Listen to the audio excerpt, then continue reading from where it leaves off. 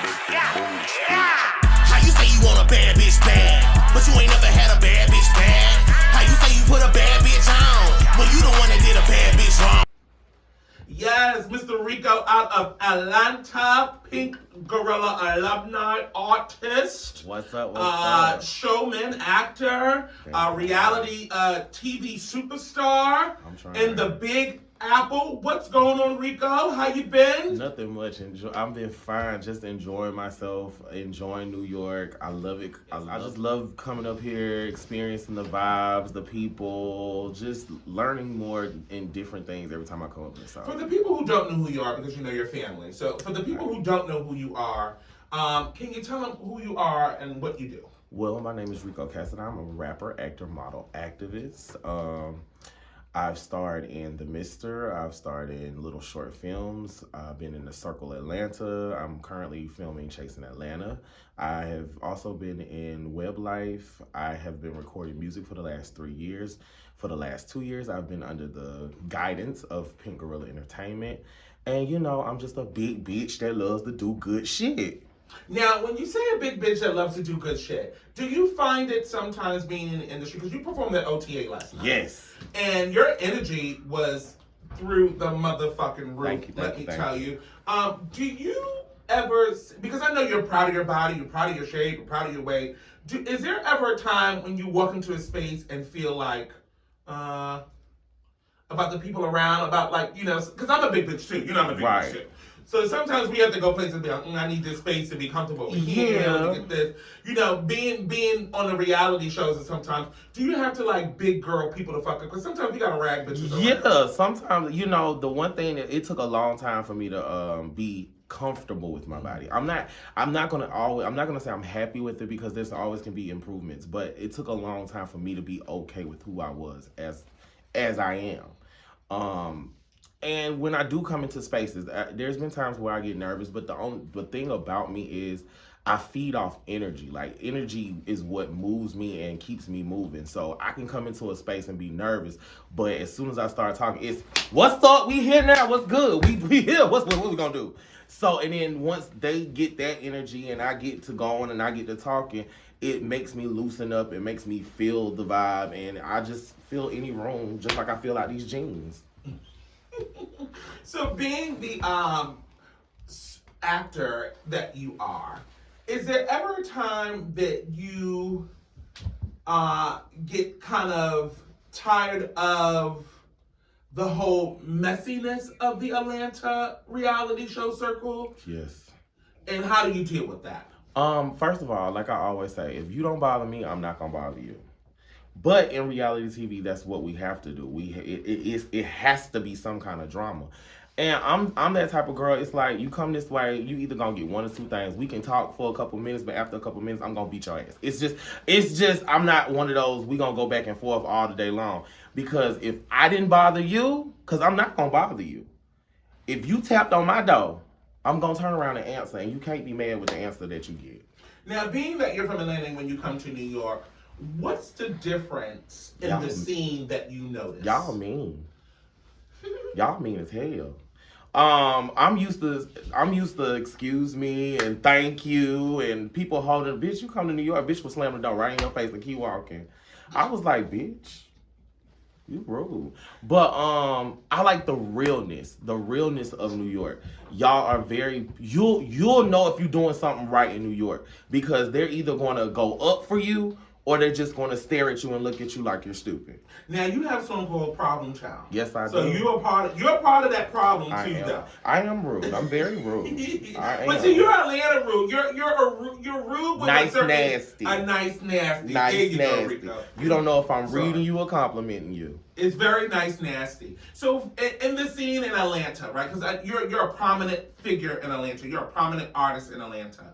You're all over Atlanta. You're on Atlanta TV. You're in Atlanta clubs. You're on Atlanta's music scene. You are a public figure from the ATL. Shout out to everybody in ATL. What is it there that you want to happen in all of those genres that you do? If you could have one thing that you wanted to change about the Atlanta scene. The one thing I would love to change about the Atlanta scene is the falseness of everything.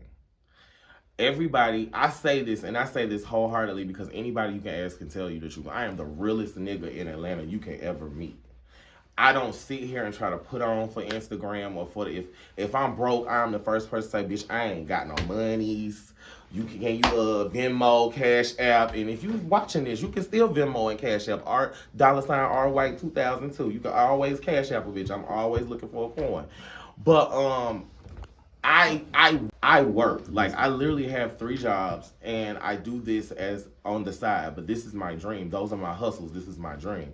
So if I could change anything, I just want people to be more real about what's going on, because Atlanta loves to sell a dream, but they don't tell you what's behind that dream. So I seen something on your Instagram, and I don't know. I mean, I know you, so I don't think that you'll be upset that I'm going to talk about this. So I know that you've had a lot of transitions going on in your life, right? Yes. And I want to say thank you for putting that up the other day, because it offered us another side to you away from the reality thing and what they do and the falseness that you are talking about. So I can commend you on that. Thank you. When you prepared yourself to do that, what conversation did you have with the universe or God to put that up there? Because I know that came from a place of seriousness, that came from a place of enlightenment, that came from a place of change. So how did you put those shoes on and finally face that? The one thing I stand for is telling my story, because I feel like if I went through it, somebody else is going through it. And they might not know how to navigate or how they're going to come out. And I feel like I'm like a caterpillar. I'm a caterpillar that turned into a butterfly. I have evolved so much over the years, and I've learned so much within this industry, within this lifestyle. And I feel like if I could teach anybody anything from me living my life and my dreams, then that's my obligation to my community, to show people that there is more to this lifestyle, or there's more to this life than what you already know. You can change, you can become whoever you want at any time in your life. All you have to do is just be yourself and grow as yourself. Now, have people reached out to, because I don't know, there's so many names and pronouns and all this kind of stuff. I don't know if this is the right thing to say, but I don't know if this is hell, in the community, bitch, there's so many. Detransition. Yes. Is that a term? Because you're also an activist, so I'm trying to add so that I know. Yes, that is a term for a person who thought that they wanted to transition at one point in time, and now comes to terms with the fact that that's no longer the lifestyle that they want to live. So that is a whole process. It's a mental process, because to go through those, I was on hormones. I was living my life as a woman for 2 to 3 years. And when it dawned on me that I wasn't doing this because this is what I thought I should do. I was doing it because I was doing it for the attention and for the notoriety. It was like, well, is this what I want for the rest of my life? And the one thing about Atlanta is I've met a lot of girls who have gone through with the full transition and aren't happy where they are now. So if I did that, I didn't want to live my life being unhappy or living this life just for people. I wanted to be happy within myself. And as a bigger boy, it took me a long time to learn that my body, my happiness. So when I learned that I was transitioning to make myself feel more beautiful or more accepted, and I learned how to merge that person and who I really am together, that's when I learned that, I could be this same person, but I don't have to be a woman to be this person. I could just still grow and learn and be okay with myself, if it is with a wig or without a wig on. Right, you don't have to be with the rest of the Atlanta girls that put on the heels and then come and fight at Marquette.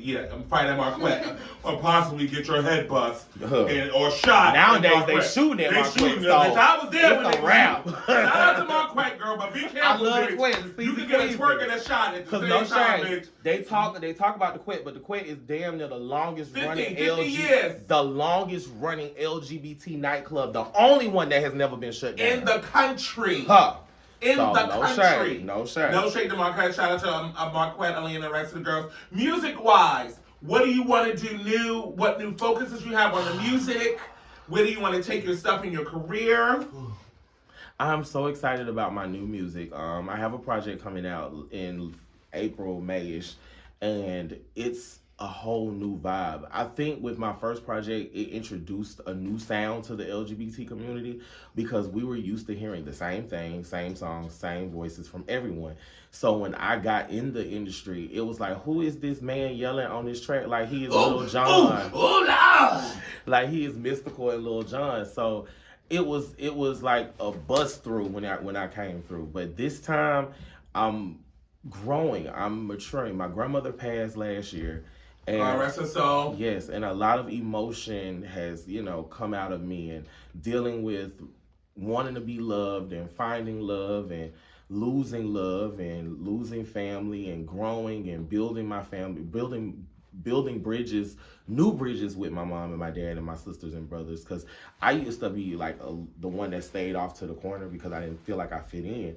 So as I got older, after losing my grandma, it made a lot more sense for me to build those bonds with everyone because you only get one family. So my music is showing that growth of where I am. It's no longer just anger.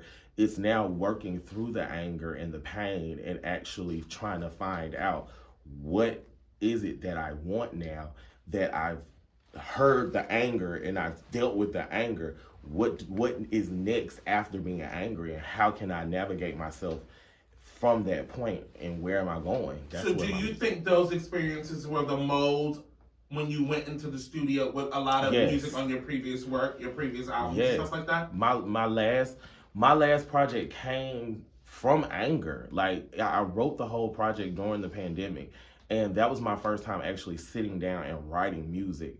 And I'm not a person that shows a lot of emotion, but I found when I write, everything that I feel comes out in my music, which is why when you hear a song from me, you feel a certain vibe. If you put on a song, one of my songs, it makes you feel something.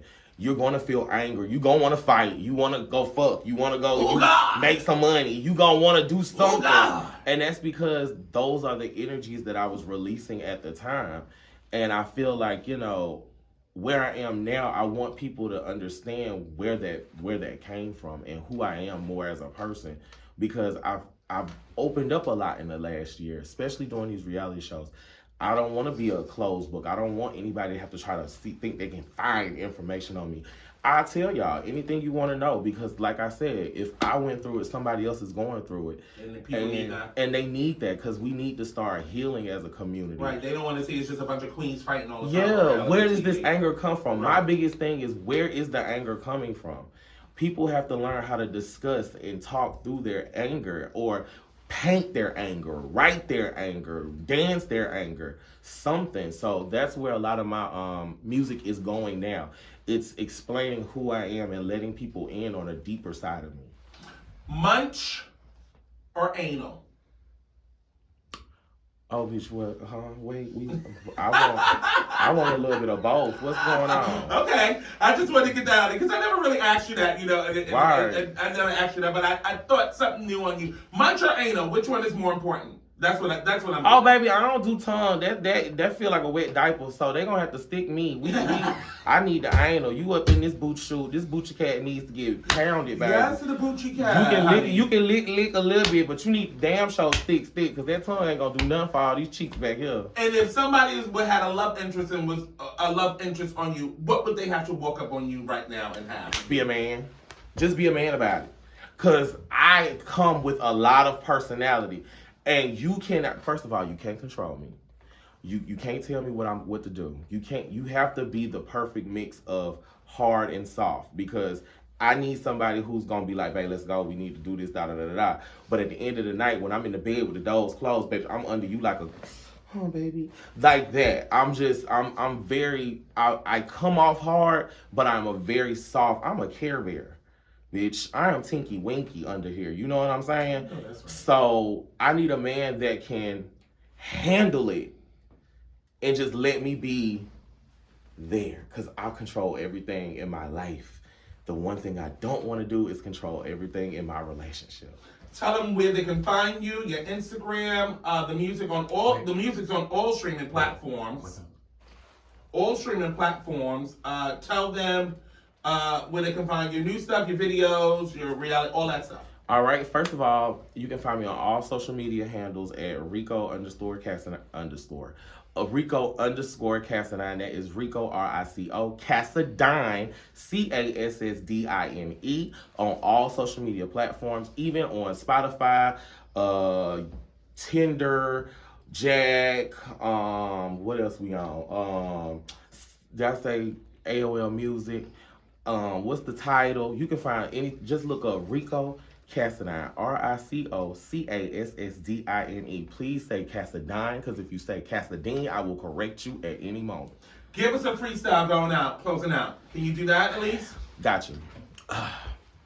Yeah, first things first, I'm the baddest in the game. These niggas can't touch, bitch. I run this thing. And if you want to see me now, you can see that thing, because when I drop this music, bitch, I run that thing. I'm the prince, but I'm a king in real life. So if a nigga want to fight, I'm going to handle that. And I'm going to tell you what you do when you get that. These niggas get back when I step back.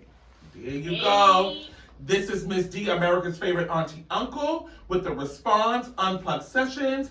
Find the Response on all social media platforms.